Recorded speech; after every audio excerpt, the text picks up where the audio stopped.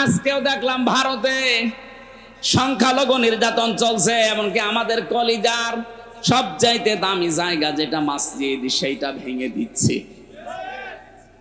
সারা পৃথিবীর 57টা মুসলিম রাষ্ট্রকে আমরা আহ্বান জানাচ্ছি, সবাই ঐক্যবদ্ধ হন। 200 কোটি মুসলমান এই পৃথিবীতে আছে, হিন্দু মাত্র 120 কোটি। খ্রিস্টানদেরকেও বলবো, আপনাদের মেয়েকেও ইন্ডিয়ার বুকে ওরা ন্যাংটা করে উলঙ্গ করে হাঁটিয়েছে। কথা বলে না কেন? এই মুশরিক আর ইহুদি যারা, এরা তামাম দুনিয়ার মানবতার শত্রু। এরা মানুষ না। তামাম দুনিয়াতে এতদিন জানিয়েছে যে বাংলাদেশে সংখ্যালঘু নির্যাতন হয়, অথচ তাদের দেশে আর সংখ্যালঘু মুসলমানের অনিরাপদ। তাদের ইবাদত খানাগুলো ভেঙ্গে বলছে এখানে মন্দির ছিল। নাউজুবিল্লাহি মিন যালিক। আমরা ঢাকার স্বামীবাগের ইসকন মন্দিরকে যদি এখন দাবি তুলি যে 500 বছর আগে এটা মসজিদ ছিল, নেন ঠেলা, ভেঙে দেবো। এখন আজ পর্যন্ত বাংলাদেশে কোন মন্দির ভেঙে মসজিদ বানিয়েছে ইতিহাস আছে? বলুন, কোন কারণে আল্লাহর ঘরে হাত দিচ্ছেন? একবার আপনার দাদারা কাবা শরীফে হাত দিয়ে একেবারে কাসমিম মাকুল হয়ে গেছে। আমার তো মনে হচ্ছে ভারতেও আল্লাহর ঘর মসজিদ গুলো যেভাবে ভাঙা হচ্ছে, আল্লাহ না জানে আবার আবাবিল পাঠিয়ে দেয় কিনা। আমাদের ইমানের দাবি এখন সারা বিশ্বের 200 কোটি মুসলমানের ভারত বয়কট করা লাগবে। কোনো দরকার নেই ওদের। ওরা এখন কান্নাকাটি অলরেডি আরম্ভ করেছে। আজকে ওদের পেঁয়াজ, ওদের আলু সব বর্ডারে পৌঁছে যাচ্ছে, নেমে পড়েছে অলরেডি তারা রাজপথে। যে একজন এই উশৃঙ্খল, একজন বেয়াদব মানুষের কারণে আজ আমরা অনেক মানুষ না খেয়ে মরছি। আমাদের দেশকে তামাম দুনিয়ায় কালার করার জন্য বলে এই দেশে হিন্দু মুসলমান দাঙ্গা। কিসের দাঙ্গা? এই যে সৌহার্দ্য পরিবেশে এই দেশে বাস করি আমরা, পৃথিবীতে কোনো দেশে এমন মসজিদ নেই। বিশ্বের বহু দেশ তো ছোট বয়সে ঘুরলাম, কই এত সুন্দর সাম্প্রদায়িক সম্প্রীতি নিয়ে বাস করার দেশ পৃথিবীতে নেই। অথচ এইটাকে পুঁজি করে আজ ডক্টর মোহাম্মদ ইউনূসকে বিপদে ফেলার জন্য, তাকে ভয় দেখানোর জন্য বারবার নতুন নতুন ইস্যু তৈরি করছে। যারা পালিয়ে গেছে ওরা তো বসে নেই। আমি এই দেশে যে দ্বিতীয়বার স্বাধীন হওয়ার পরে সিঙ্গাপুর, মালয়েশিয়া এই সমস্ত দেশগুলোতে মাহফিলে গিয়েছিলাম। যে হোটেলে উঠে হোটেল থেকে নামার পরে দেখি 2জন শয়তান। কি গো, ও আগেই যে বসে আছে, ও মনে হয় ভাব দেখেই পালিয়েছে। ওরা ঘরে বসে বসে গুটি চালতেছে। আপনার এই ষড়যন্ত্রের ফাঁদে পা দেবেন না, তাহলে কিন্তু গোপালগঞ্জের মতো পেছনে বাঁদরের মতো লাল হয়ে যাবে। ষড়যন্ত্রের ফাঁদে পা দিয়ে কি লাল হয়েছে দেখেননি?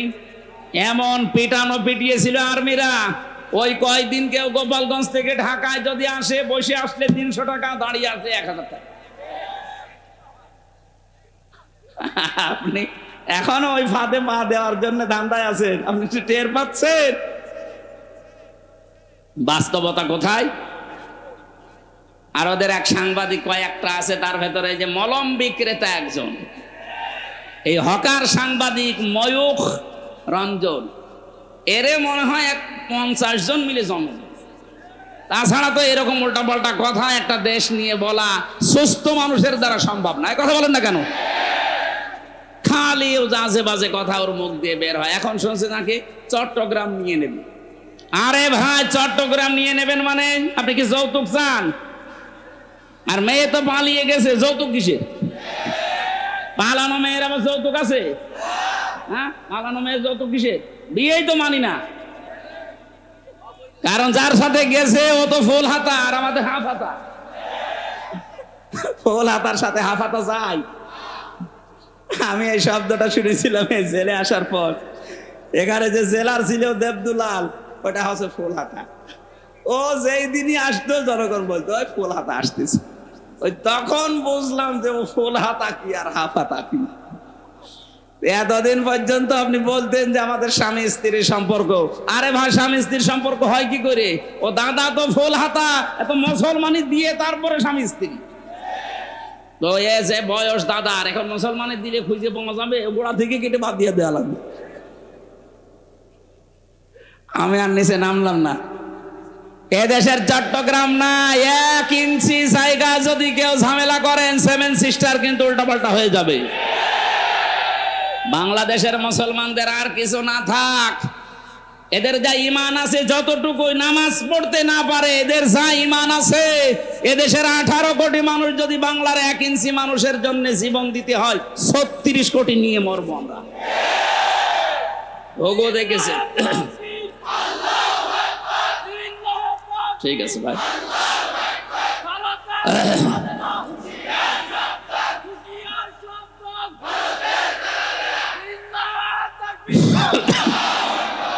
ঘোগো দেখেছেন আপনারা, ঘোগোর ফাঁদ দেখেননি। 57টা মুসলিম রাষ্ট্র কিন্তু সব এখন এক হয়ে যাচ্ছে।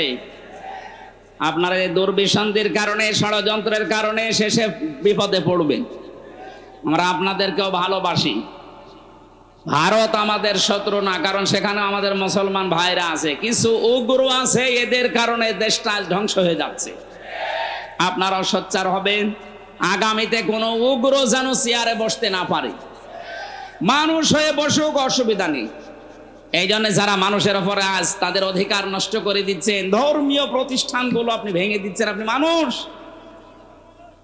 গোবিন্দ পরামানিক পর্যন্ত আজকে এই বিবৃতি দিয়েছে যে একই শুরু করেছে। বাংলাদেশে তো কোনো মুসলমান হিন্দুদের কোনো মন্দির ভেঙে মসজিদ বানিয়েছে আমরা তো দেখি না, প্রমাণও নেই। আপনারা কি শুরু করেছেন? তামাম দুনিয়া থেকে আজ ঘৃণা জানাচ্ছে। লজ্জা নেই তো ঘৃণা করবে কি? লজ্জা তো থাকে ইমানদারের। আল হায়াউ শুবাতুম মিনাল ঈমান। লজ্জা নেই, ঈমান নেই। ওর তো ঈমানই নেই, তো লজ্জা থাকবে কি করে? আমার ভাইরা, আমি যেহেতু আয়াত পড়েছিলাম, জালেমরা আল্লাহর মামলার আসামি, সুতরাং 15.5 বছরে যারা জুলুম করেছেন, আপনি আর যাই মনে করেন, আপনি কিন্তু আল্লাহর মামলার আসামি। বলেন, 1628 জন মানুষ ছিল এই বাংলাদেশের দায়িত্বে। এই 1628 জন মানুষই আমি মিলিয়ে দেখেছি, এরা প্রত্যেকেই হয় জালেম না জালেমের দোসর। এই কথা বলেন না কেন? যারা জালেম, জালেমের দোসরেরা সরাসরি মামলার আসামি কার? আল্লাহ মামলা দেবে আপনার বিরুদ্ধে, আপনি টের পাচ্ছেন?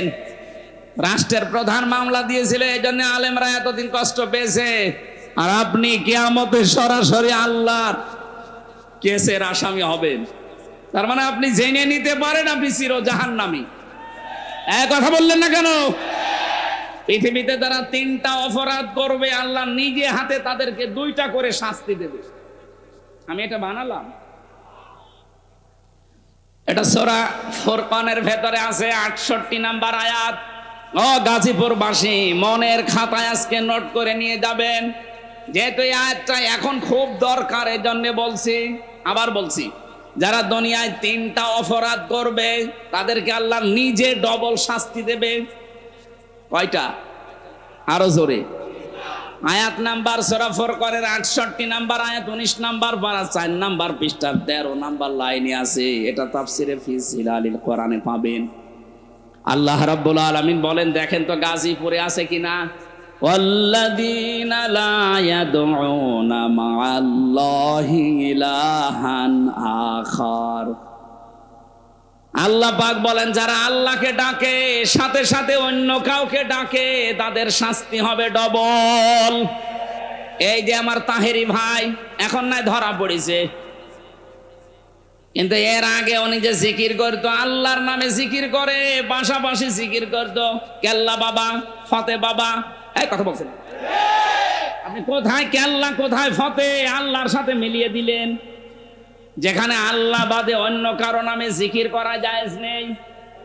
এই ছেলে, এই 4 নম্বরে আমার সাথে যে সোহেল চৌধুরী হত্যা মামলার আসামি মামুন ভাই ছিল, 25 বছর ছেলে।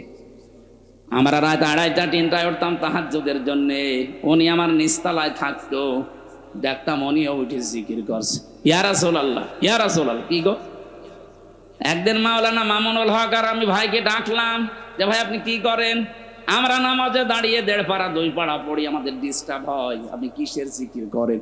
বলছে রাসূলের ইশকে। রাসূলের ইশকে আপনি তাই বলি ইয়া রাসূলুল্লাহ ইয়া রাসূলুল্লাহ জিকির করবেন? ইয়া রাসূলুল্লাহ কোন জিকির নেই, জিকির হবে আল্লাহর নামে। আর রাসূলের নামে আপনি পড়তে পারেন দরুদ। এই কথা বলছেন না কেন? তাও তো ইয়া রাসূলুল্লাহ না সাল্লাল্লাহু আলাইহি ওয়াসাল্লাম আপনি এতটুকু পড়েন, আপনি কিসের জিকির বানিয়েছেন? হয়তো ওনাকে কেউ শিখিয়ে দিয়েছিল তাহিরের মতো, এই কারণে ওরকম করবে। পরবর্তীতে এই যে কিছুদিন আগে বের হয়ে গেছে, এখন সংশোধন হয়ে গেছে।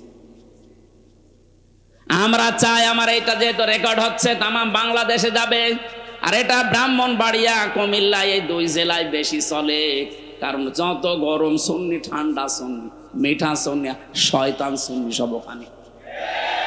ওদেরকে সুন্নি নাম দিয়েছে কে? ওরা হচ্ছে আহলে বেদাত, আহলে সুন্নাত না। আহলে সুন্নাত ওরা হলে আমরা কি বলেন? ওরা যদি আহলে সুন্নাত হয় তো আমরা কি? ওরা ইসলামের ভেতরে যত নতুন নতুন জিনিস সব ঢুকিয়েছে, ওরা আহলে সুন্নাত না, ওরা আহলে বেদাত। আর বেদাত যারা করে তাদেরকে সালাম দেওয়া যায় না। নবীজি এত রাগ করবেন কিয়ামতে, ওদের সামনে আল্লাহর নবী পর্দা ফেলে দেবে ফেরেশতাদেরকে, বলবে এটাও তো আমার উম্মত। বলবে না, আপনি দুনিয়া থেকে আসার পরে ওরা কেল্লা বাবা, ফতে বাবা জিকির বানিয়েছে। নবীজি এত রেগে যাবেন, বলবেন সহকান সহকান লিমান গাজ্জারা বাদি, দূর হয়ে যা, আমার রেখে আসা ইসলামকে যারা পরিবর্তন করে ফেলেছিস তুই আমার উম্মত না। আপনিও কিন্তু বিপদে পড়বেন ভাই, ওই শয়তানদের খপ্পরে পড়ে যদি ওদের মতো জিকির আরম্ভ করেন। মা আল্লাহ আছে না, মা আল্লাহি ইলাহান আখর, আল্লাহর সাথে যারা অন্য কাউকে ডাকে তাদের শাস্তি হবে। এই যে ডবল শাস্তি, আপনার বিশ্বাস হচ্ছে না? এর পরের আয়াতে আছে 69 নম্বর আয়াত, ইউদাআফ লাহুল আযাবু ইয়াউমাল কিয়ামাহ। আল্লাহ পাক বলেন ওদের শাস্তি হবে ডবল কিয়ামতে। ওয়া ইয়াখলুদ ফীহি মুহানা, চিরস্থায়ী ভাবে অপমানজনক অবস্থায় জাহান্নামে প্রবেশ করবে। বলেন নাউজুবিল্লাহ। আমি বলেছিলাম তিনটা পাপ, শাস্তি কয়টা?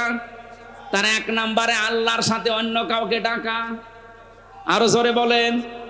দুই নাম্বারটা এবার মিলবে, ওয়ালা ইয়াকতুলুনান নাফসাল্লাতী হারামাল্লাহু ইল্লা বিল হক। দুনিয়ায় যারা অন্যায় ভাবে মানুষ হত্যা করে, 2024 সালের 5 আগস্ট পর্যন্ত 2732 জন মানুষ আপনি মেরেছেন। হয় আপনি নির্দেশে মেরেছেন, না আপনার যে কোনো কায়দায় আপনি তাদেরকে বিদায় করেছেন। এই গণহত্যার সাথে আপনি অবশ্যই জড়িত। যারা ছিল এই মানুষগুলোর কিয়ামতে শাস্তি ডবল হবে। এরা যদি মাপ পেতে চায়, আবু সাইদ মুগ্ধ, রায়হান, ফয়সাল সহ, ইয়ামিন সহ, যে গাড়ি থেকে, পুলিশের গাড়ি থেকে যারা ফেলে দিচ্ছিল ওটার নাম ইয়ামিন, ওর বাবার সাথে আমার দেখা হয়েছিল। বলেন তো কিভাবে আপনি এখনো জিন্দা ছিল, ফেলে দেওয়ার পরে ওই সময় যদি হাসপাতালে বেঁচে যেত, মনে হচ্ছে কুকুরের বাচ্চা ফেলে দিচ্ছে। এই মানুষগুলোকে যারা হত্যা করলেন, ডাইরেক্ট ইনডাইরেক্ট, যার নির্দেশে করেছেন, যে হুকুমদাতা 2006 সালের 28 অক্টোবর যার নির্দেশে লগি বৈঠা নিয়ে জসিমকে মারার পরে লাশের ওপরে ড্যান্স দিয়েছিলেন। এই কথা বলছেন এখন? আপনি মনে করেন যে আপনি মানুষ আছেন? আর না, আপনি আর মানুষ নেই। আল্লাহ রাব্বুল আলামিন বলেন ফাতিলকা বুয়ুতুহুম খাবিয়াতাম বিমা যালামু। এখানে যারা আলেম বসে আছেন, আল্লাহ হযরত লূত আলাইহিস সালামের কাহিনীটা নবীকে জানিয়েছেন, আমাদেরকে শোনাচ্ছেন কেন? আল্লাহ যেন তার আঙ্গুল দিয়ে ভাবে দেখাচ্ছেন। ফাতিলকা বুয়ুতুহুম, বাইতুন না, বহু বচন দিয়েছেন। আল্লাহ বলেন এই সেই ঘরগুলো, খাবিয়াতান, আমি জনশূন্য করে দিয়েছি, পরিত্যক্ত বানিয়ে দিয়েছি, বিমা যালামু, এই জালেমদের জুলুমের কারণে। কারণ যে জমিনে জুলুম করা হয় ওই জমিনটা পর্যন্ত আল্লাহর কাছে অভিশপ্ত হয়ে যায়। একটা কত বাস্তব। 2024 5 আগস্টের বিকাল 5টা বাজতে বাজতে আল্লাহ মনে হচ্ছে আমাদেরকে চোখে আঙ্গুল দিয়ে দেখিয়েছে। কথা বলেন না কেন? আপনি একটু তাকিয়ে দেখেন, জালেমদের যত বাড়ি ঘর সারা বাংলাদেশে তো আমি ঘুরছি, 630টা থানার প্রায় জায়গায় আমার যাওয়া শেষ। আমি এই 3 মাস কয়েকদিনের ভেতরে ঘোরাঘুরি করে যা দেখলাম, জালেমদের কোনো বাড়ি এ দেশে আর নেই। আপনি আমার কুষ্টিয়ার দিকে তাকান, হানিফের বাড়ি, কুষ্টিয়ায় হানিফ সাহেবের বাড়ি কয়েকদিন আগেও আমি পাশ দিয়ে আসলাম, দেখলাম জাতীয় টয়লেট হয়ে গেছে। একবারে 4-5 জন করে যাচ্ছে, কেউ এদিকে কেউ এদিকে কেউ এদিকে কেউ এদিকে, মনে হচ্ছে জামাতবদ্ধ টয়লেট চলছে। আল্লাহ কেন এমন করে দিলেন? আল্লাহ পাক বলেন, ইন্না ফি যালিকা লাআয়াতাল লিকাউমিন ইয়ালামুন।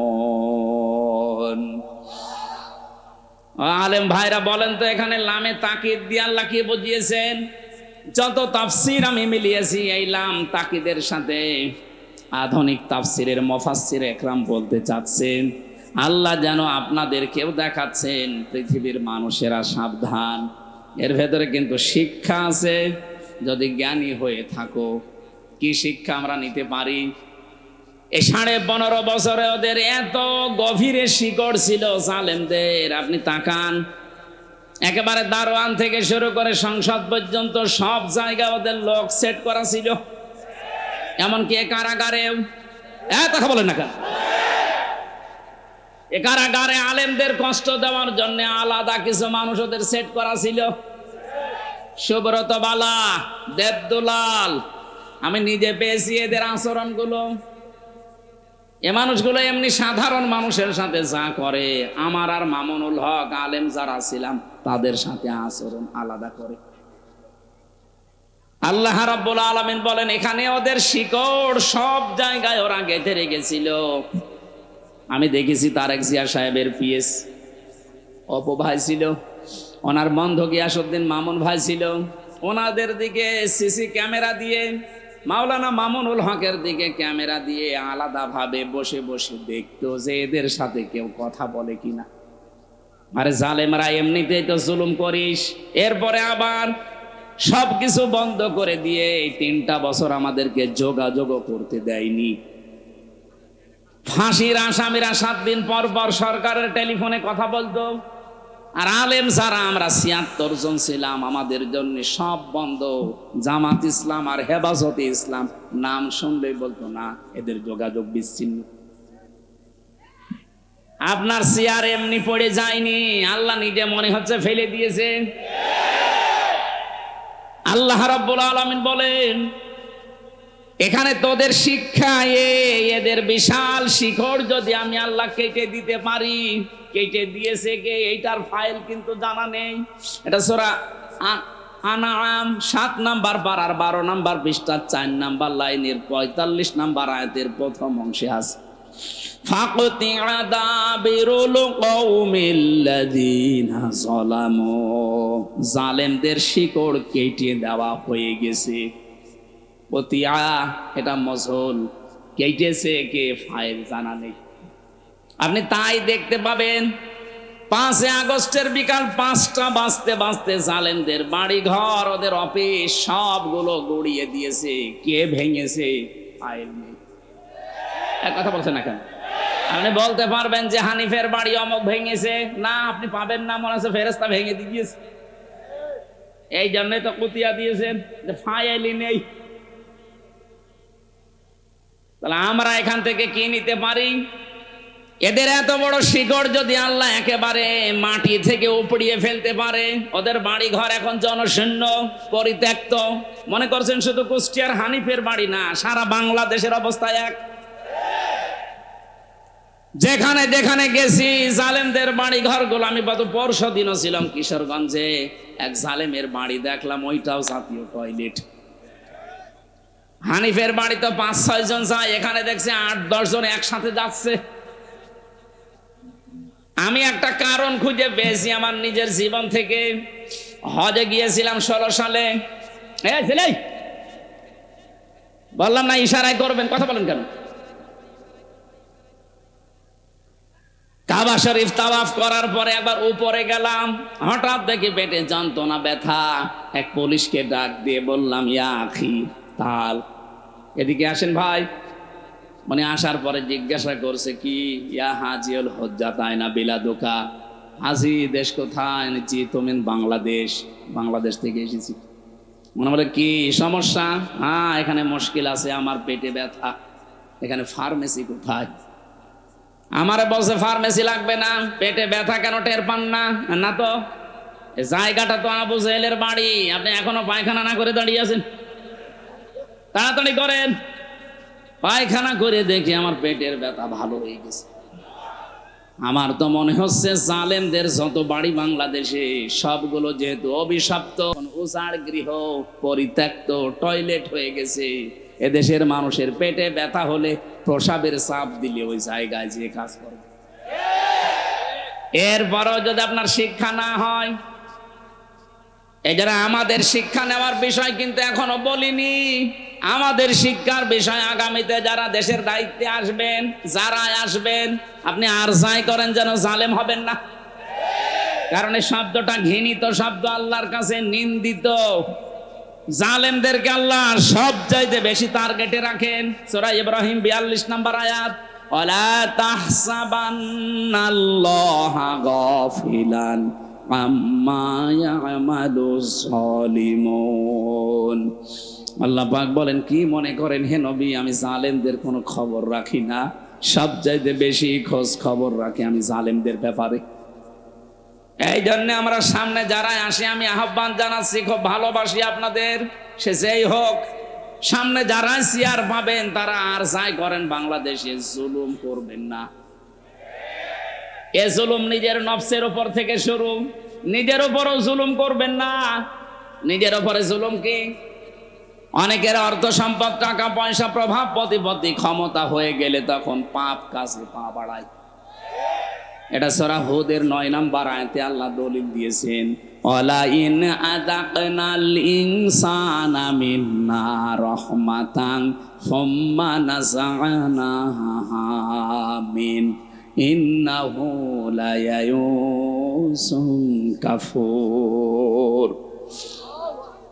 এই আয়াতের সারমর্ম এটা, কোন মানুষ যখন নিজের নফসের উপরে জুলুম আরম্ভ করে, হ্যাঁ আগে টাকা পয়সা প্রভাব প্রতিপত্তি ছিল না, অপরাধ করতে পারে নাই, এখন টাকা পয়সা অর্থ সম্পদের মালিক আল্লাহ বানিয়েছি, এখনো লাল পানি খায়, এখনো বাবা খায়। এই কথা বলছেন এখানে, আমি কি বোঝাতে পেরেছি? তাহলে নফসের উপরে এটা একটা জুলুম। আপনি আজকে থেকে সিদ্ধান্ত নেন, আল্লাহ আমাকে যেখানেই তোলুক, আমি অন্তত আমার নফসের উপরে এখন থেকে আর জুলুম করব না। শরীরের উপরে মানুষ জুলুম করে, এই যে অনেকে, এই মুরব্বীরা বের করে দেন, দেন দেন তাড়াতাড়ি দেন, ডিস্টার্ব হয়ে গেল, দেন দেন তাড়াতাড়ি দেন, চলে যান চলে যান।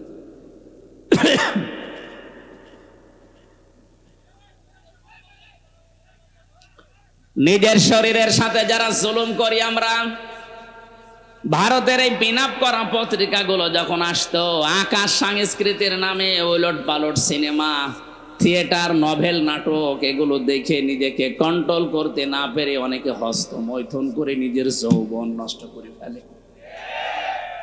না এ গাজীপুরে নেই? আছে মানে এই যে হারবালের পোস্টার, তার প্রমাণ। India herbal, Kolkata herbal. ও ছাতা দিয়ে কি হবে? আপনি তো আগেই মেশিন শেষ করে ফেলেছেন। ও বলছে ঠিক, তার মানে ও মনে হয় শেষ না। এটা আপনি শরীরটা শেষ করলে, আপনি কি জানেন ৭০ ফোঁটা রক্ত দিয়ে 1 ফোঁটা বীর্য তৈরি হয়? আপনি কোন কারণে এগুলো দেখবেন আর করবেন? আজকে থেকে তাওবা করে ফিরে আসা লাগবে। এই মোবাইলে এমন দৃশ্য রাখা যাবে না যেটা নিজে দেখলে আনন্দ পান, অন্য দেখলে লজ্জা পান। এরকম দৃশ্য নেই। যাদের মোবাইলে আছে এই মুহূর্তে ডিলিট করা লাগবে। করেন, তাড়াতাড়ি করেন।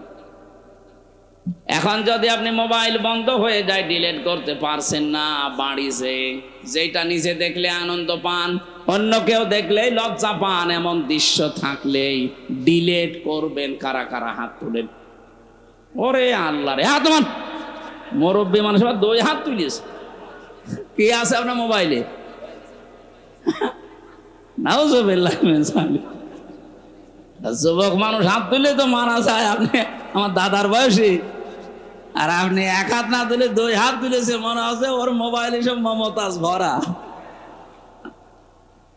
না, এসব রাখা যাবে না ভাই।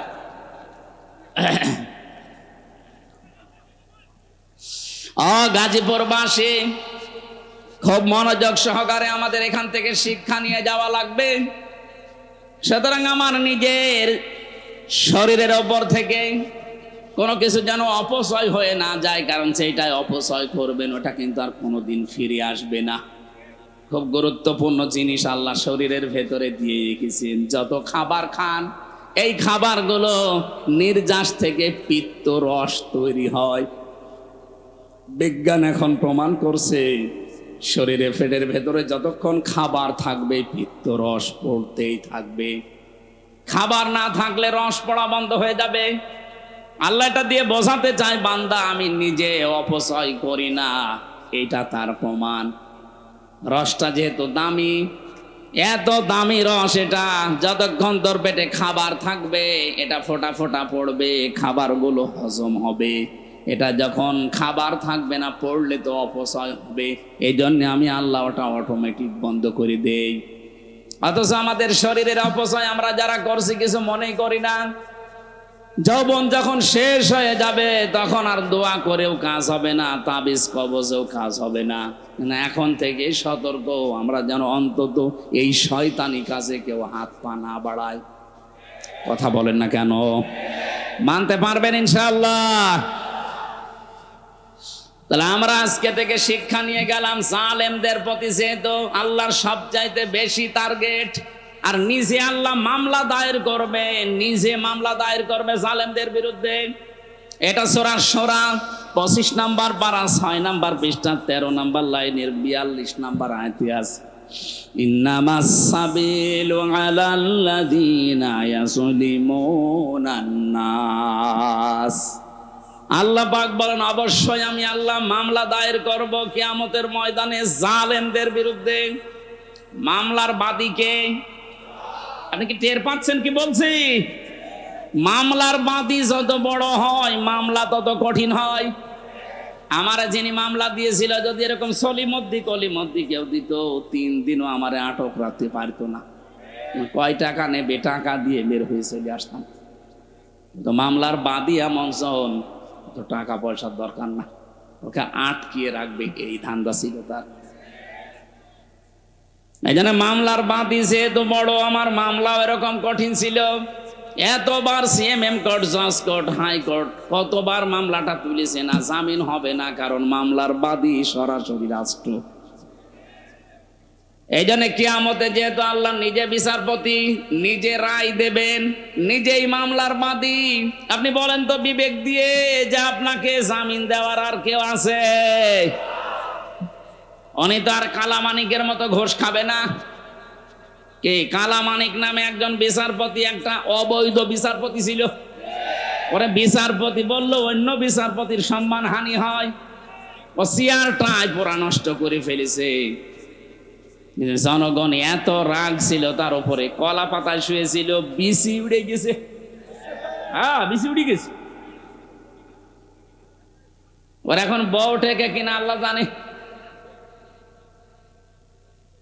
আমার হয় এই ছেলে আছে কাশিমপুর হাই সিকিউরিটি 4 নম্বরে আছে। আল্লাহর ওলি মনে হয় বসে বসে শুনতেছে। শুনতেছে, যদি শুনেই থাকে ভালো করে শোনেন। আপনি বেরিয়ে দেখবেন আপনার বউ আল্লাহর রাস্তায় চলে গেছে, কারণ আপনার কারণে বহু মানুষ তার স্বামীকে হারিয়েছে। কথা বলেন না কেন? বিচারের নামে প্রহসন করে হাজার হাজার মানুষকে জেল খাটিয়েছে, হাজারো মানুষের জীবন নষ্ট করে দিয়েছে। যার যতটুকু কাজ কারবার আল্লাহ কিন্তু অতটুকু তার উপরে তুলবে। আপনি মনে করবেন না আল্লাহ গাফেল, আল্লাহ ছাড় দেয় কিন্তু ছেড়ে দেয় না। ইন্টারনেট বন্ধ করে যেই লোকটা হাজার হাজার মানুষকে প্রতিবন্ধী করে বানিয়ে রেখেছিল ঘরে, হাজারো মানুষকে অন্ধকারে হত্যা করেছে, এই জেলে আছে। এই 4 নাম্বার জেলে আছে এখন হাই সিকিউরিটিতে। বলছে আমার কমোট লাগবে। তোর কমোট? আলেমদেরকে ধরে মাটিতে শুয়ে রাখতো, আর ওরকম কমোট লাগবে?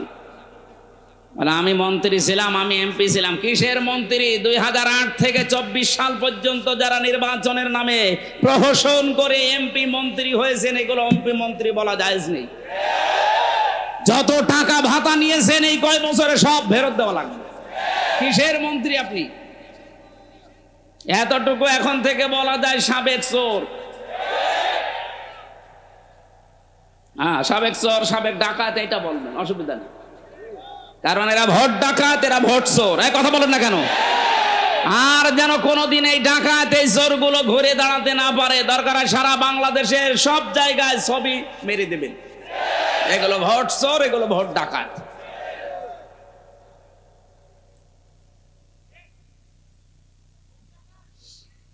গাজীপুরবাসী জালেমরা যেহেতু আল্লাহর মামলার আসামি, আমি আয়াতটা পড়ার পরে চিন্তা ভাবনা করলাম, আল্লাহ কিন্তু ইয়াজলিমুন আল মুসলিমুনা দেয়নি, দিয়েছে না, ইয়াজলিমুন আন নাস। আল্লাহ বলেন শুধু মুসলমানদের উপরে যারা জুলুম করবে তারাই কিন্তু আল্লাহর মামলার আসামি না। যারা মানুষ হয়ে মানুষের অধিকার নষ্ট করে, তাদের উপরে জুলুম করে, ওরা আল্লাহর মামলার আসামি। আজকেও দেখলাম ভারতে সংখ্যালঘু নির্যাতন চলছে, এমনকি আমাদের কলিজার সবচাইতে দামি জায়গা যেটা মসজিদ, সেইটা ভেঙে দিচ্ছে। সারা পৃথিবীর 57টা মুসলিম রাষ্ট্রকে আমরা আহ্বান জানাচ্ছি, সবাই ঐক্যবদ্ধ হন। 200 কোটি মুসলমান এই পৃথিবীতে আছে, হিন্দু মাত্র 120 কোটি। খ্রিস্টানদেরকেও বলবো, আপনাদের মেয়েকেও ইন্ডিয়ার বুকে ওরা ন্যাংটা করে উলঙ্গ করে হাঁটিয়েছে।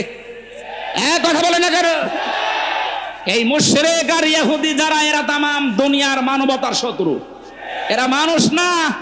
তামাম দুনিয়াতে এতদিন জানিয়েছে যে বাংলাদেশে সংখ্যালঘু নির্যাতন হয়, অথচ তাদের দেশে আর সংখ্যালঘু মুসলমানের অনিরাপদ। তাদের ইবাদত খানাগুলো ভেঙ্গে বলছে এখানে মন্দির ছিল। নাউজুবিল্লাহি মিন যালিক। আমরা ঢাকার স্বামীবাগের ইসকন মন্দিরকে যদি এখন দাবি তুলি যে 500 বছর আগে এটা মসজিদ ছিল, নেন ঠেলা, ভেঙে দেবো এখন। আজ পর্যন্ত বাংলাদেশে কোন মন্দির ভেঙে মসজিদ বানিয়েছে ইতিহাস আছে? বলুন, কোন কারণে আল্লাহর ঘরে হাত দিচ্ছেন? একবার আপনার দাদারা কাবা শরীফে হাত দিয়ে একেবারে কাসমি মাকুল হয়ে গেছে। আমার তো মনে হচ্ছে ভারতেও আল্লাহর ঘর, মসজিদ গুলো যেভাবে ভাঙা হচ্ছে, আল্লাহ না জানে আবার আবাবিল পাঠিয়ে দেয় কিনা। আমাদের ইমানের দাবি এখন সারা বিশ্বের 200 কোটি মুসলমানের ভারত বয়কট করা লাগবে। কোনো দরকার নেই ওদের। ওরা এখন কান্নাকাটি অলরেডি আরম্ভ করেছে। আজকে ওদের পেঁয়াজ, ওদের আলু সব বর্ডারে পৌঁছে যাচ্ছে, নেমে পড়েছে অলরেডি তারা রাজপথে। যে একজন এই উশৃঙ্খল, একজন বেয়াদব মানুষের কারণে আজ আমরা অনেক মানুষ না খেয়ে মরছি। আমাদের দেশকে তামাম দুনিয়ায় কালার করার জন্য বলে এই দেশে হিন্দু মুসলমান দাঙ্গা। কিসের দাঙ্গা? এই যে সৌহার্দ্য পরিবেশে এই দেশে বাস করি আমরা, পৃথিবীতে কোন দেশে এমন অনুযায়ী নেই। বিশ্বের বহু দেশ তো ছোট বয়সে ঘুরলাম, কই এত সুন্দর সাম্প্রদায়িক সম্প্রীতি নিয়ে বাস করার দেশ পৃথিবীতে নেই। অথচ এইটাকে পুঁজি করে আজ ডক্টর মোহাম্মদ ইউনূসকে বিপদে ফেলার জন্যে, তাকে ভয় দেখানোর জন্য বারবার নতুন নতুন ইস্যু তৈরি করছে। যারা পালিয়ে গেছে ওরা তো বসে নেই। আমি এই দেশে যে দ্বিতীয়বার স্বাধীন হওয়ার পরে সিঙ্গাপুর, মালয়েশিয়া, এই সমস্ত দেশগুলোতে মাহফিলে গিয়েছিলাম। যে হোটেলে উঠে হোটেল থেকে নামার পরে দেখি 2 জন শয়তান। কি গো, ও আগে যে বসে আছে, ও মনে হয় ভাব দেখেই পালিয়েছে। ওরা ঘরে বসে বসে গুটি চালতেছে। আপনার এই ষড়যন্ত্রের ফাঁদে পা দেবেন না, তাহলে কিন্তু গোপালগঞ্জের মতো পেছনে বাঁদরের মতো লাল হয়ে যাবে। ষড়যন্ত্রের ফাঁদে পা দিয়ে কি লাল হয়েছে দেখেননি? এমন পিটানো পিটিয়েছিল আর্মিরা। ওই কয়েকদিন কেউ গোপালগঞ্জ থেকে ঢাকায় যদি আসে, বসে আসলে 300 টাকা, দাঁড়িয়ে আসলে 1000 টাকা। আপনি এখনো ওই ফাঁদে পা দেওয়ার জন্য ধান্দায় আছেন? আপনি টের পাচ্ছেন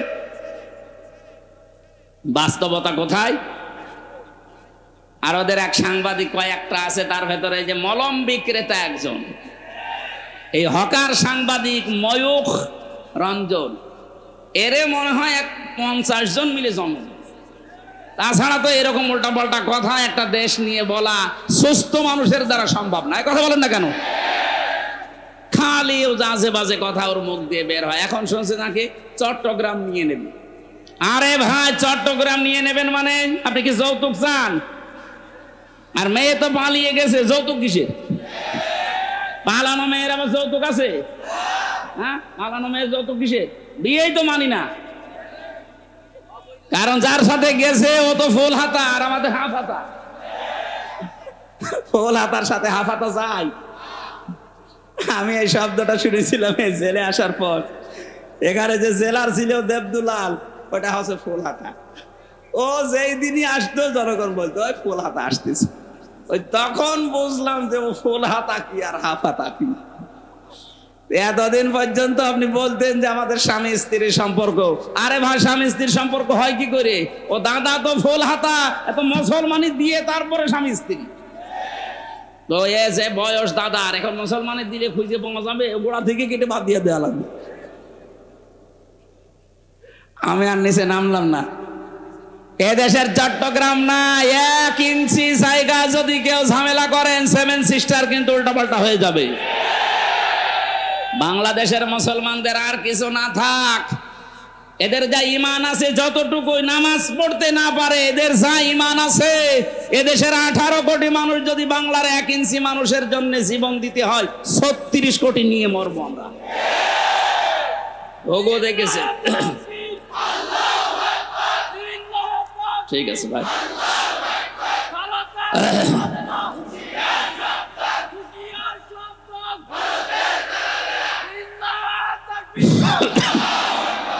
ঘোগো দেখেছেন আপনারা? ঘোগোর ফাঁদ দেখেননি? 57টা মুসলিম রাষ্ট্র কিন্তু সব এখন এক হয়ে যাচ্ছে। আপনারা এই দুর্বিসন্ধির কারণে, ষড়যন্ত্রের কারণে শেষে বিপদে পড়বেন। আমরা আপনাদেরকেও ভালোবাসি। ভারত আমাদের শত্রু না, কারণ সেখানে আমাদের মুসলমান ভাইরা আছে। কিছু উগ্র আছে, এদের কারণে দেশটা ধ্বংস হয়ে যাচ্ছে। আপনারাও সোচ্চার হবেন, আগামীতে কোনো উগ্র যেন চেয়ারে বসতে না পারে। মানুষ হয়ে বসুক, অসুবিধা নেই। এই জন্য যারা মানুষের উপরে আজ তাদের অধিকার নষ্ট করে দিচ্ছেন, ধর্মীয় প্রতিষ্ঠানগুলো আপনি ভেঙে দিচ্ছেন। আপনি মানুষ। গোবিন্দ পরামানিক পর্যন্ত আজকে এই বিবৃতি দিয়েছে যে একই শুরু করেছে। বাংলাদেশে তো কোনো মুসলমান হিন্দুদের কোনো মন্দির ভেঙে মসজিদ বানিয়েছে আমরা তো দেখি না, প্রমাণও নেই। আপনারা কি শুরু করেছেন? তামাম দুনিয়া থেকে আজ ঘৃণা জানাচ্ছে। লজ্জা নেই তো ঘৃণা করবে কি? লজ্জা তো থাকে ইমানদারের। আল হায়াউ শুবাতুম মিনাল ঈমান। লজ্জা নেই, ঈমান নেই। ওর তো ঈমানই নেই, তো লজ্জা থাকবে কি করে? আমার ভাইরা, আমি যেহেতু আয়াত পড়েছিলাম, জালেমরা আল্লাহর মামলার আসামি, সুতরাং 15.5 বছরে যারা জুলুম করেছেন, আপনি আর যাই মনে করেন, আপনি কিন্তু আল্লাহর মামলার আসামি। বলেন, 1628 জন মানুষ ছিল এই বাংলাদেশের দায়িত্বে। এই 1628 জন মানুষই আমি মিলিয়ে দেখেছি, এরা প্রত্যেকেই হয় জালেম না জালেমের দোসর। এই কথা বলেন না কেন? যারা জালেম, জালেমের দোসর, এরা সরাসরি মামলার আসামি। কার? আল্লাহ মামলা দেবে আপনার বিরুদ্ধে। আপনি টের পাচ্ছেন? রাষ্ট্রের প্রধান মামলা দিয়েছিল, এই জন্য আলেমরা এতদিন কষ্ট পেয়েছে। আর আপনি কিয়ামতে সরাসরি আল্লাহর কেসের আসামি হবেন। তার মানে আপনি জেনে নিতে পারেন আপনি চির জাহান্নামী। এক কথা বললেন না কেন? পৃথিবীতে তারা 3টা অপরাধ করবে, আল্লাহ নিজে হাতে তাদেরকে 2টা করে শাস্তি দেবে। আমি এটা বানালাম, এটা সূরা ফুরকানের ভেতরে আছে 68 নাম্বার আয়াত। ও গাজীপুরবাসী, মনের খাতায় আজকে নোট করে নিয়ে যাবেন, যেহেতু এই আয়াতটা এখন খুব দরকার, এই জন্য বলছি। আবার বলছি, যারা দুনিয়ায় 3টা অপরাধ করবে তাদেরকে আল্লাহ নিজে ডবল শাস্তি দেবে। কয়টা? আরো জোরে। আয়াত নাম্বার সূরা ফুরকানের 68 নাম্বার আয়াত, 19 নাম্বার পারা, 4 নাম্বার পৃষ্ঠার 13 নাম্বার লাইনে আছে। এটা তাফসিরে ফি জিলালিল কোরআনে পাবেন। আল্লাহ রাব্বুল আলামিন বলেন, দেখেন তো গাজীপুরে আছে কিনা। ওয়াল্লাযীনা লা ইয়াদউনা মা'আল্লাহি ইলাহান আখার। আল্লাহ পাক বলেন যারা আল্লাহকে ডাকে সাথে সাথে অন্য কাউকে ডাকে তাদের শাস্তি হবে ডবল। এই যে আমার তাহেরি ভাই এখন নাই ধরা পড়েছে, কিন্তু এর আগে উনি যে জিকির করতো আল্লাহর নামে জিকির করে, পাশাপাশি জিকির করতো কেল্লা বাবা ফতে বাবা। এই কথা বলছেন আপনি, কোথায় কেল্লা কোথায় ফতে আল্লাহর সাথে মিলিয়ে দিলেন। যেখানে আল্লাহ বাদে অন্য কারো নামে জিকির করা জায়েজ নেই। এই ছেলে এই 4 নম্বরে আমার সাথে যে সোহেল চৌধুরী হত্যা মামলার আসামি মামুন ভাই ছিল, 25 বছর ছেলে। আমরা রাত 2:30টা 3টায় উঠতাম তাহাজ্জুদের জন্য, উনি আমার নিচতলায় থাকতো, দেখতাম উনিও উঠে জিকির করছে ইয়া রাসূলুল্লাহ ইয়া রাসূলুল্লাহ। কি গো, একদিন মাওলানা মামুনুল হক আর আমি ভাইকে ডাকলাম যে ভাই আপনি কি করেন? আমরা নামাজে দাঁড়িয়ে 1.5 পারা 2 পারা পড়ি, আমাদের ডিস্টার্ব হয়। আপনি কিসের জিকির করেন? বলছে রাসূলের ইশকে। রাসূলের ইশকে আপনি তাই বলি ইয়া রাসূলুল্লাহ জিকির করবেন? ইয়া রাসূলুল্লাহ কোনো জিকির নেই, জিকির হবে আল্লাহর নামে। আর রাসূলের নামে আপনি পড়তে পারেন দরুদ। এই কথা বলছেন না কেন? তাও তো ইয়া রাসূলুল্লাহ না সাল্লাল্লাহু আলাইহি ওয়াসাল্লাম আপনি এতটুকু পড়েন। আপনি কিসের জিকির বানিয়েছেন? হয়তো ওনাকে কেউ শিখিয়ে দিয়েছিল তাহেরির মতো, এই কারণে এরকম করবে। পরবর্তীতে এই যে কিছুদিন আগে বের হয়ে গেছে, এখন সংশোধন হয়ে গেছে। আমরা চাই আমার এটা যেহেতু রেকর্ড হচ্ছে তাম বাংলাদেশে যাবে, আর এটা ব্রাহ্মণবাড়িয়া কুমিল্লা এই 2 জেলায় বেশি চলে। কারণ যত গরম সুন্নি, ঠান্ডা সুন্নি, মিঠা সুন্নি, শয়তান সুন্নি সব ওখানে। ওদেরকে সুন্নি নাম দিয়েছে কে? ওরা হচ্ছে আহলে বেদাত, আহলে সুন্নাত না। আহলে সুন্নাত ওরা হলে আমরা কি বলেন?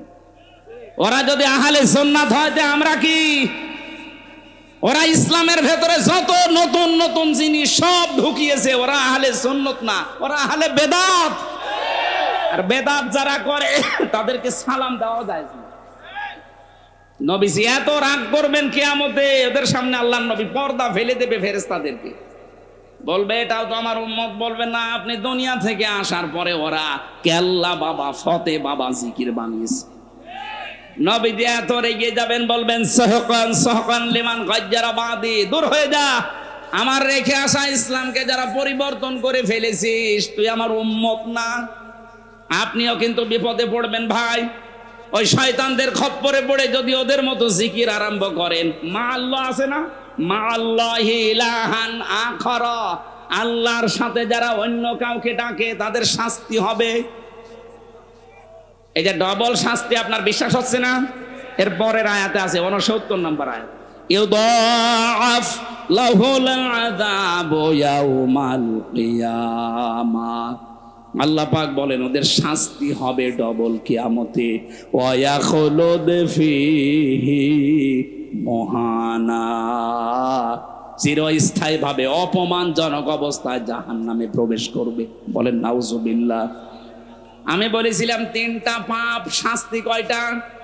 তার 1 নম্বরে আল্লাহর সাথে অন্য কাউকে ডাকা, আরো জোরে বলেন। 2 নম্বরটা এবার মিলবে,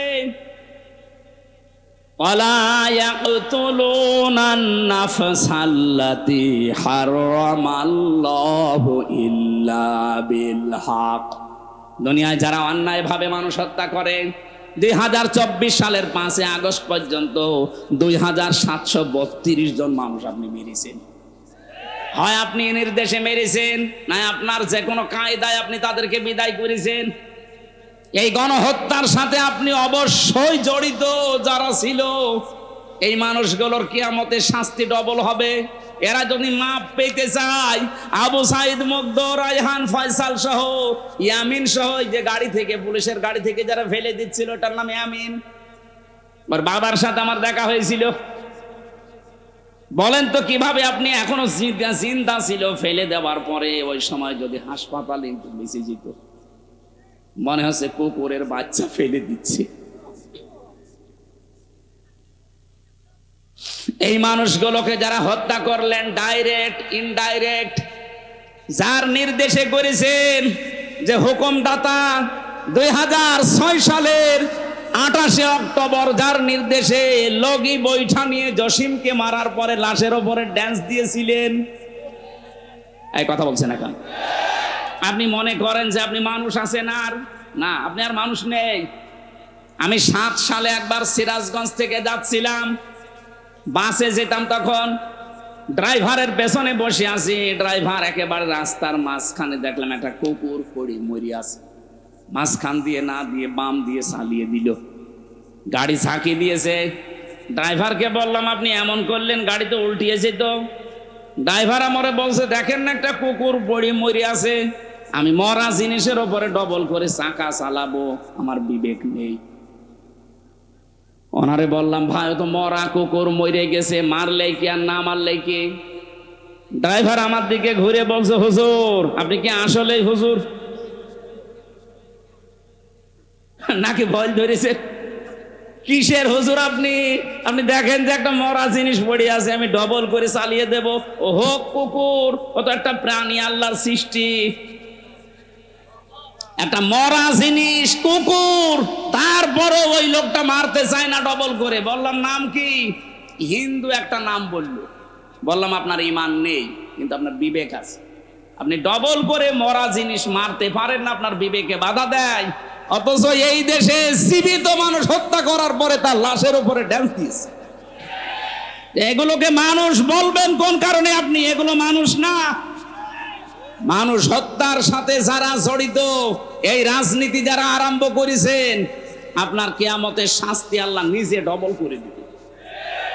আল্লাহর শাস্তির ধরন দেখেছেন সূরা নেসার 93 নম্বর আয়াত। অনেকে মনে করে যা করেছি করেছি, একবার আস্তাগফিরুল্লাহ পড়ে নিব হয়ে যাবে। আরে ভাই, আস্তাগফিরুল্লাহ আপনার জন্য না। ওমাই ইয়াকতুল মুমিনা মুতাআম্মিদান ফাজাযাউহু জাহান্নাম, যে ব্যক্তি একটা মুমিনকে বিনা কারণে হত্যা করবে ইচ্ছাকৃতভাবে, আমার তো মনে হচ্ছে 8 সাল থেকে শুরু করে 24 সাল পর্যন্ত যত মানুষকে আপনি মেরেছেন সব ইচ্ছা করি। বিডিআর এর 57 জন অফিসার, এখানে আমার সাথে প্রায় 900 জন বিডিআর ছিল। আমার তো মনে হয় 900 জনের ভেতরে প্রায় সব নিরপরাধ। ওদের মাথায় কোরআন শরীফ তুলে দিয়ে যদি বলেন সত্য কথা বলেন, ওরা সত্য কথা বলবে। এখনো পর্যন্ত মুরব্বিগুলো আছে ওখানে, রাতের বেলা তাহাজ্জুদ পড়তে উঠলে দেখতাম আওয়াজ দিত আহ। ওদের এই দীর্ঘ শ্বাস আমার মনে হয় আরো সে যে ধাক্কা খেয়েছে। মাজলুমের এই দীর্ঘশ্বাস দুনিয়ায় থাকে না, এটা আরো সে চলে যায়। কত মানুষের বরদোয়া লেগে আছে আপনার এই অবৈধ চেয়ারের সাথে, আপনি জানেন। এই জন্য মানুষ যারা হত্যা করলেন, এই যে সরকারি জরিপেটা 2732 জন মানুষের সাথে আপনি জড়িত, এদেরকে ডাইরেক্ট হোক ইনডাইরেক্ট হোক মেরে ফেললেন, অথচ এদের পক্ষে কোনো দলিল আপনার কাছে নেই। আদালত থেকে এদের মেরে ফেলার নির্দেশ এসেছিল, আপনার অবৈধ চেয়ার টিকিয়ে রাখতে আপনি মেরে ফেললেন। এই গণহত্যার সাথে যারা জড়িত, তারা যে ধিকৃত, তারা যে নিন্দিত, তারা যে ঘৃণিত, পৃথিবীর ইতিহাসের দিকে তাকান, হিটলার এই কথা বলছেন এখন, তারা যদি নিন্দিত ঘৃণিত হয়ে থাকতে পারে গণহত্যার সাথে জড়িত হওয়ার কারণে, বাংলাদেশে যিনি গণহত্যা চালিয়েছে তাকে আল্লাহ নিন্দিত ঘৃণিত এগুলো বানিয়ে দেবে। কালের আবর্তনে তার নামগুলো দেখবেন মানুষ গালি হিসাবে ব্যবহার করবে। এখন যদি কাউকে বলেন যে ইয়াজিদ, ইয়াজিদের বাচ্চা, ও যেমন রেগে যায়, 50 বছর যেতে দেন, ওই নামকে যদি আপনি গালি হিসাবে ব্যবহার করেন, ওই অমকের বাচ্চা, ওই এমনি রেগে যাবে। বলেন তো এখানে যদি কোনো হিন্দু কেউ বলেন ভাই ছেলে হয়েছে 50,000 টাকা আপনাকে দেব, আপনি হিটলার রাখেন, বলবো কি নাম নাকি? হিটলার, ইয়াজিদ, কত সুন্দর নাম, অথচ ইয়াজিদ নামটাও রাখতে রাজি না। এই নামই যদি আল্লাহ গানি বানিয়ে দেয়, তা আপনার নাম যাই হোক, এ নাম আর নাম থাকবে না। কালের আবর্তনে দেখবেন এই নামটাও আল্লাহ গালি বানিয়ে দিয়েছে। আমার মনে হয় কাউকে রাগাতে হলেই বলা লাগবে তুই তুই তুই, কথা বলছে না, এমনি রেগে যাবে। কাফেরদের আমি 13টা কাজ পড়া কোরআনে ডাইরেক্ট পেয়েছি 13টা। তার ভেতরে অন্যতম কাজ এটা, ওয়ালা তালমিজু আনফুসাকুম ওয়ালা তানাবাজু বিল আলকাব। ওরা নাম পরিবর্তন করে দেয়। আল্লাহ পাক বলেন সাবধান, কাউকে নাম পাল্টিয়ে উল্টা পাল্টা করে ডাকবা না। অথচ এই 15.5 বছরের নাম পাল্টানোর হিড়িক চলছিল। কথা বলুন।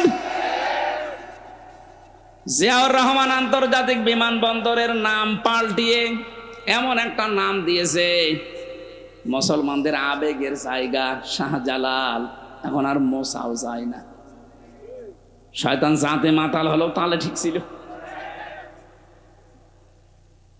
এদেশে তাকান আপনি, আলেমদের নামও পাল্টিয়ে দিয়েছে। আল্লামা শাহ আহমেদ শফি রহমতুল্লাহ আলাই, তার নামও আলেমরা পাল্টিয়ে দিয়েছে তেতুল হুজুর। শহীদ আল্লামা দেলাওয়ার হোসাইন সাইদি রহমতুল্লাহ আলাই, তার নামও পাল্টিয়ে দিয়েছে দেল্লো শিকদার। কথা বলছে না? শহীদ আব্দুল কাদের মোল্লা, তার নামও পাল্টিয়ে দিয়েছে কসাই কাদের। আপনি তাকান, আমার নামও পাল্টিয়ে দিয়েছে পিসকে হুজুর। আমি পিসকে, রফিকুল ইসলাম মাদানি, ওরে যদি পিসকে বলে তাও তো মেনে নেওয়া যায়। এটা আমার এই পর্যন্ত আমার সাথে 2 মাস ছিল, আমারে আপনি পিসকে বলেন কোন কারণে? আমার বয়স ঠিক আছে, আমার 33 বছর এখন, আমারই 3টা পিসকে আছে, আর আমারে আপনি পিসকে হুজুর বানিয়ে দিয়েছেন।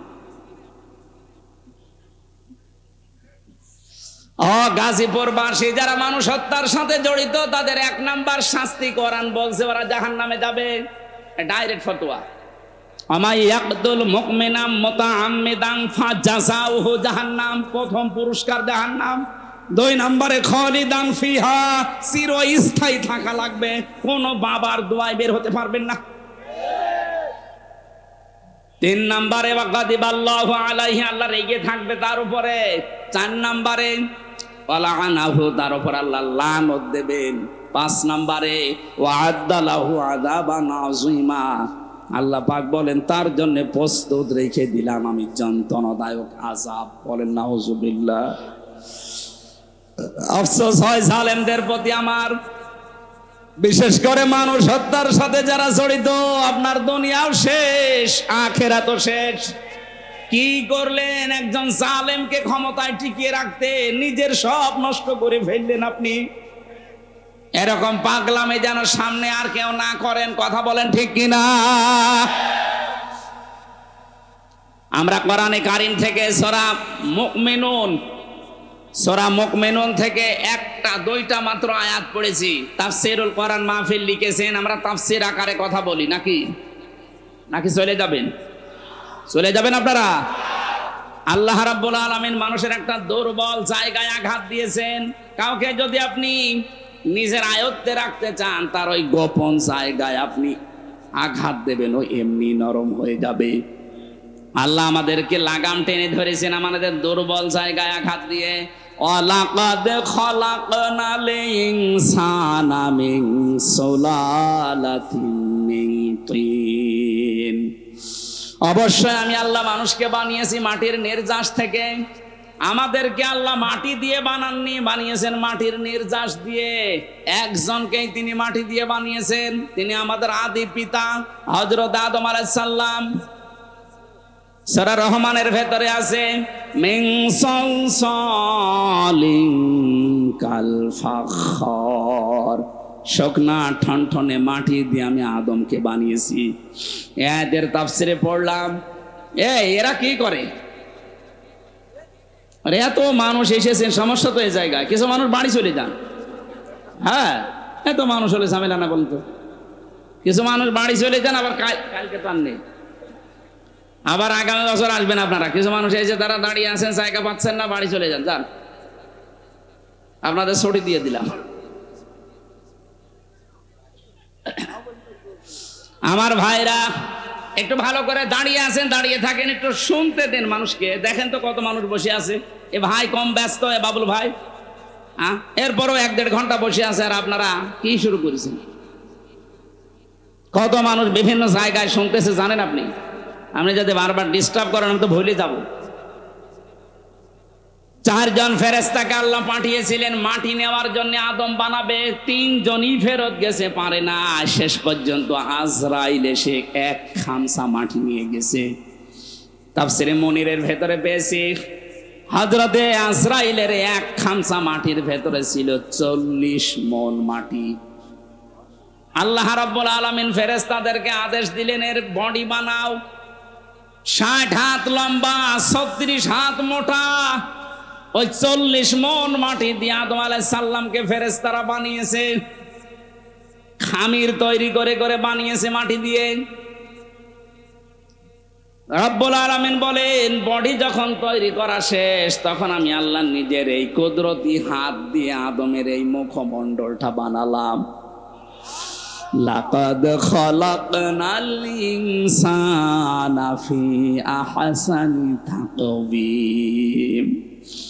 সবচাইতে সুন্দর, এই জন্য মানুষের এই চেহারাটা এত সুন্দর করে আমি আল্লাহ এখানে লেপন দিয়েছি, এত সুন্দর করে সাজিয়েছি। পৃথিবীর কোন সৃষ্টিকে এত সুন্দর করে আমি বানাইনি। আপনি মানুষের চেহারার দিকে তাকিয়ে দেখেছেন কত সুন্দর। সুন্দরী মানুষকে দেখে অনেকে ক্ষুধা পর্যন্ত মিটে যায়। আমাদের নবী মুহাম্মদুর রাসূলুল্লাহ, হযরত ইউসুফ নবী আলাইহিস সালাম, তাদের চেহারা দেখে মানুষ না খেয়ে থাকতে পারতো। হাত কেটে ফেলেছে, টের পায়নি চেহারা দেখে। সুবহানাল্লাহ বলতে পারেন? ওই জামানার মিশরের মেয়েরা বলেছিল, হাদা মালাকুন কারীম, এটা মানুষ না, এটা সম্মানিত ফেরেশতা। পৃথিবীতে মেয়েদেরকে আল্লাহ এত সুন্দর সুন্দর করে বানিয়েছেন। আমাদের আদি মাতা হযরত আদম আলাইহিস সালামের স্ত্রী, আমাদের মা যিনি হযরতে হাওয়া আলাইহিস সালাম, পৃথিবীর বিশ্ব সুন্দরীর তালিকায় তার নাম। তাফসিরে কাবীরের ভেতরে দেখবেন এত সুন্দর বর্ণনা আছে। হযরতে হাওয়াকে আল্লাহ এত সুন্দর করে বানিয়েছিলেন। আজকের দুনিয়ার বিশ্ব সুন্দরীকে দেখে মানুষ মাথা পাগল হয়ে যায়। হাওয়া আলাইহিস সালাম তাদের তুলনায় 100 ভাগ সুন্দর ছিল। কথা বলে না কেন? মেয়েদের রূপ সৌন্দর্য যদি প্রদর্শন করা এটা বিষয় হতো যে দেখানোর জিনিস, তাহলে হাওয়া আলাইহিস সালাম মানুষকে দেখিয়ে বেড়াতো। অথচ আজ অনেকে লাইন খোলে, নিজের বউ যদি সুন্দরী হয় ও দিশায় পায় না করবে কি, আর আলকাতরা মাখায়, ওলট পালট জিনিস মাখিয়ে মোটরসাইকেলে করে নিয়ে মানুষকে দেখায় যে জিনিস আমার আছে। তো জিনিস আছে, আমি করবো কি? কথা বলে না কেন? সম্মানিতা মা বোন যারা এসেছেন, আপনার সৌন্দর্য, আপনার সাজগোজ, আবার বলেন, আপনার সৌন্দর্য, আপনার সাজগোজ এটা শুধু আপনার স্বামীর জন্যে। স্বামী বাদ দিয়ে পৃথিবীর কাউকে যদি প্রদর্শন ইচ্ছায় আপনি দেখান, কিয়ামতের দিন আপনি জান্নাতের সুঘ্রাণও পাবেন না। যেহেতু এখন রাষ্ট্রীয়ভাবে পর্দার আইন দেশে নেই, এই জন্য অনেকে অনেকভাবে চলছেন। আমরা যারা পুরুষ মানুষ আছি, আমাদের এখানে 2টা ঔষধ আজকে থেকে খাওয়া লাগবে। আমি সহ যারা আছি প্রত্যেকে এই 2টা ঔষধ খেতে চাই। কি? তাহলে জেনা থেকে বেঁচে থাকতে পারবেন। চোখের জেনা, সূরা নূর 18 নম্বর পারা 12 নম্বর পৃষ্ঠা 7 নম্বর লাইনের 30 নম্বর আয়াতে আল্লাহ ঔষধ দিচ্ছেন, ওয়াকুল লিল মুমিনিনা ইয়াগুদ্দু মিন আবসারিহিম ওয়া ইয়াহফাযু ফুরুজাহুম যালিকা আযকা লাহুম ইন্নাল্লাহা খাবীরুম বিমা ইয়াসনাউন। রাব্বুল আলামিন বলেন, হে নবী, মুমিন পুরুষদেরকে বলেন তারা যেন পরনারী থেকে তাদের চক্ষুকে নিম্নগামী করে। আর 14 জন মহিলা আপনি দেখতে পারবেন। কয়জন? আরো জোরে বলেন, বলেন। 1 নম্বরে আপনার আপন মা, ওই পাতানো মা না, আপন খালা, পাতানো খালা না। অনেকে ধর্ম খালা পাতিয়েছে, খালার মেয়ে আছে এই জন্যে। কথা বলছেন এখানে? এমনি খালা বলে না, মেয়ে আছে খালার, এই জন্য খালা, ধর্ম খালা। 2 দিন পরে খালা হয়ে যায় শাশুড়ি। এই কথা বলছেন না কেন? এলাকায় এরকম মানুষ নেই? এখনো কাদের ধর্ম খালা আছে হাত তোলেন তো। ও এই একজনের। ও ও মনে হয় খালার মেয়ের সাথে গল্প করছে।